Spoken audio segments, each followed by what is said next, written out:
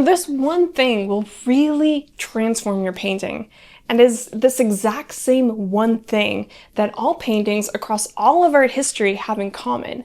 It doesn't matter whether a painting is super abstract or super traditional, they all have this one thing. So let's say a painting from 2,000 years ago, a Roman fresco, a painting by Michelangelo, a painting by Degas, and then let's say a painting by Helen Frankenthaler, something that's very abstract. They all have this one thing in common. They share this one thing. Now in this video, I'm going to dive into exactly what this one thing is and give a whole painting demonstration on it. But for starters, this one thing is light and dark values and creating a sense of light. Now this is something that's been important, as I've mentioned before, in all of our history, no matter what place in our history you go to, and it's just as important today. And that's also why it's just so important that we take a real deep look at it and really truly understand what it is and how to create that sense of light in our own work. But it can be really difficult to understand how to create a clear sense of light in a painting with color. It's rather straightforward when you use monochrome or black and white because it's very clear what is darker and what is lighter in value.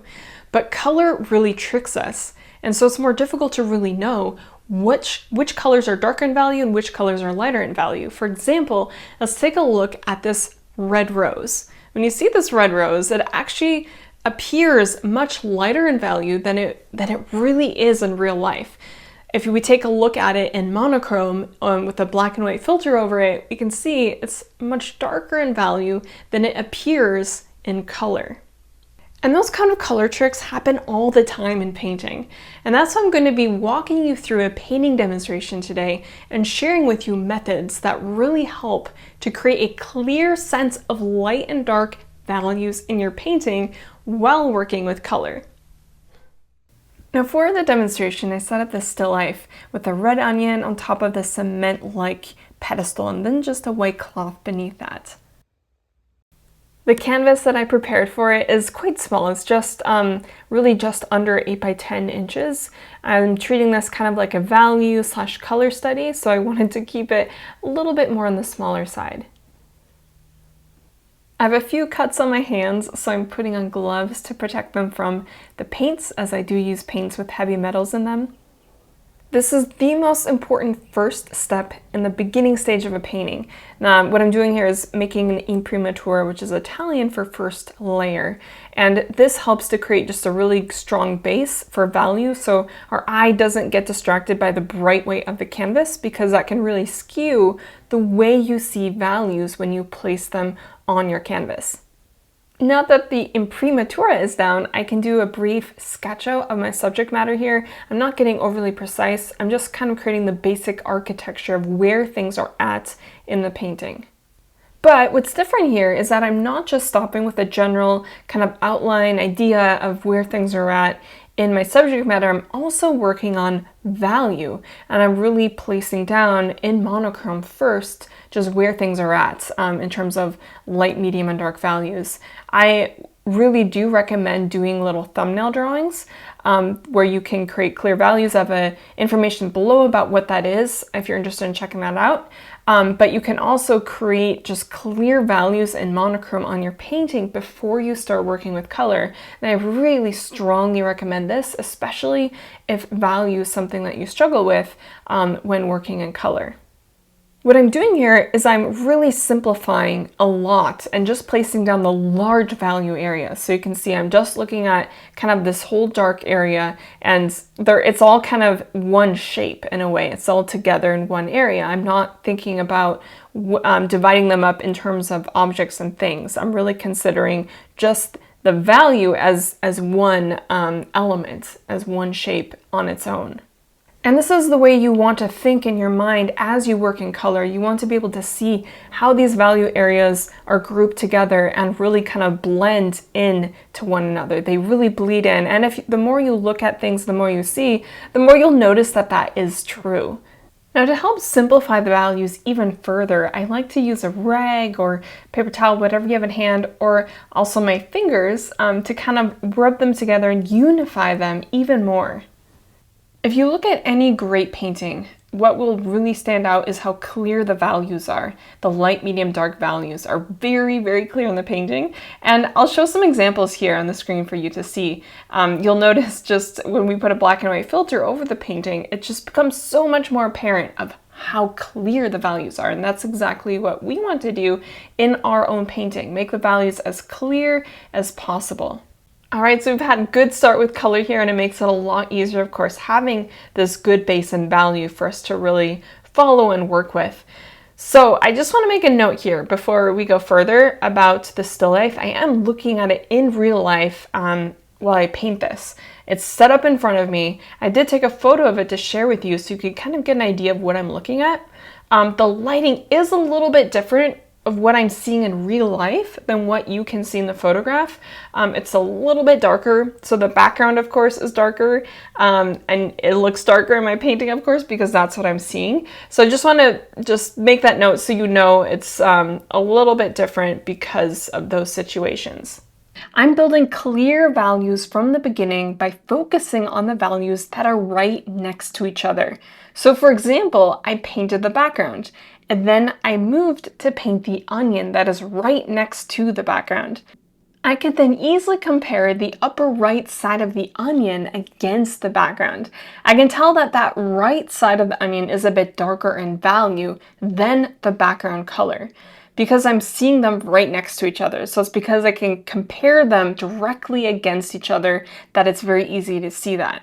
And as I continue the painting, I do exactly this. I compare one area against the other and ask myself if it is lighter or darker in value than the area next to it. Now I'll show you the process of how to think of value while mixing colors. Now here I have the colors of my palette arranged from lightest to darkest. So white is of course on the far right side end, while my darkest color is at the far left end.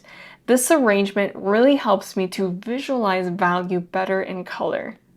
All right, so now I'm doing some actual real color mixing so you can see what this process looks like of thinking of value first while mixing colors. So here I just have a mixture with burnt umber and yellow ochre, and I'm mixing up that brownish background that's on the painting. Then I'm also gonna mix then that dark color that's on the onion. But first we're working on this brown color. The color is a little bit too yellowy, so I'm mixing in some Provence Violet Bluish here. Because purple is the complementary color of yellow, it will help to mute the yellowy quality of the color mixture. All right, so now I've grabbed some alizarin crimson to mix in for two reasons. One, it needs to be darker in value, and the alizarin crimson is darker in value than my color where it's at currently. And so that's a way to get colors, choose colors, is you ask yourself, is this darker or lighter than what I need? And here, okay, great, this is darker than my color and I need it to be darker, so I'm gonna grab some of that. So, and it also needs to be less green, and red is a complementary color of green, so it'll help to mute that. It needs to be a bit more bluish, so again, also that color is darker in value than where my color is currently at, so it's helping me go more towards that goal.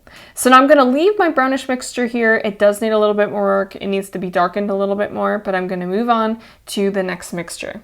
All right, and now to mix that darker right side part of the onion, I'm grabbing some alizarin crimson for also two reasons.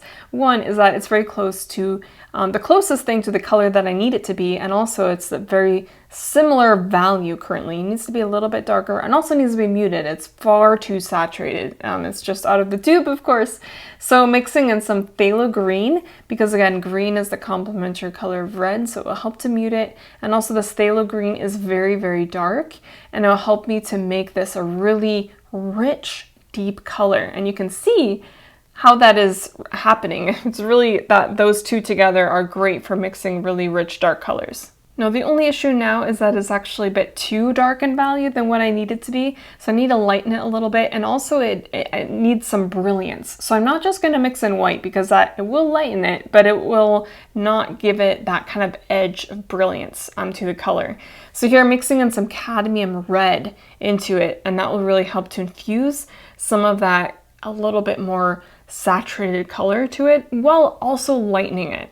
So this is what you do. You really think of like, okay, does this need to be lighter or darker? And then when you're comfortable with that, then you can take it a step further and really think about the color, which is what I did here. So initially you'd be like, okay, this needs to be lighter, mix in some white, but then once you really get comfortable with value, then, you know, think of the actual color and the different properties that it has. Now you can see the distance in value between my brown and the reddish color of the onion is too great.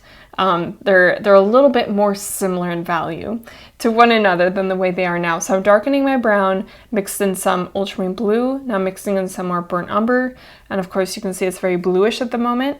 Continuing to darken it here, mixing in some alizarin crimson because it also has a bit of that warm, reddish kind of brown quality. More burnt umber. Now after mixing in some dioxazine purple, which is a very dark color, as well as a cadmium red, cadmium orange, and some alizarin crimson, I'm at where I need to be with this brown color. Now back again to the painting. Now seeing the palette and how it works should really help you to understand the process of how to go about building these spots of color and value. Now I'm about to paint the lightest part of the onion. It's the highlight area, but I can't just paint it with pure white from the paint tube. It's also mixed with alizarin crimson and some green. It needs to be a little bit darker in value because otherwise, if I just put pure white on there, it'll look like it's a sticker placed on the onion, and it has to look like it's part of it. When it's the highlight, it has to be part of the whole thing and be cohesive, which requires me to darken it a little bit and for it to really blend in and work well together.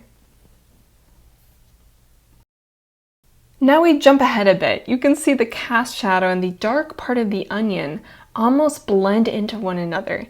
This is part of my simplifying values and something that I brought up in the very beginning part of this video. So it's really important to keep that simplifying aspect intact throughout the process of your painting. Always fight to keep things simple in terms of value. A quick tip for simplifying values is to take the flat side of your palette knife and wipe it through the section of your painting you wish to unify. This is especially useful when you realize that you've gone too far into detail. It can help to unify your painting quickly and get you back on track. As you become more and more comfortable working with value and color, you can start to pay more attention to the subtle nuanced color and value areas in a painting. Such as here, we see a slightly lighter value transition coming out of a darker value area. Now to complete this painting, I'm going to show you a big mistake I made. First of all, I shouldn't have left part of the onion unfinished in the way that I did, and I also shouldn't have rushed the end.